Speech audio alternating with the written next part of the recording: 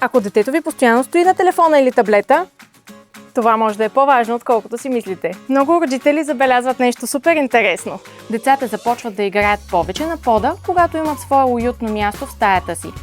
Затова ето топ 5 детски килима, които не са просто сладки, а превръщат пода в истинска зона за игра. Номер 5. Детски килим с лисичка. Мек, топъл и супер уютен за по-малки деца. Перфектен за книжки, лего и игри по чорапи. Освен като правоъгълник в 5 размера, можете да го поръчате и като кръг с диаметър 160 см. Номер 4. Килим тренд с игра дама и животни. Това вече е килим плюс игра. Децата не просто го гледат, а директно започват да скачат и играят върху него. Номер 3. Килим пастел с състезателна кола. За всички малки фенове на количките. Това е от онези килими, върху които веднага започват състезания, гаражи и брррр из цялата стая. Номер 2. Розов килим пастел с пеперуди. Толкова нежен и сладък, че стаята започва да изглежда като малък приказен кът. А пеперудите са сред най-любимите неща на почти всяко момиченце. И номер 1.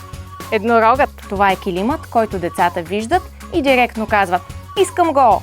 Килим Юникорн е приказен и супер сладък за момичешка стая. Елате да ги видите в Камко София и Варна или онлайн на Килими Камко БГ. Стъпка към по-красив дом!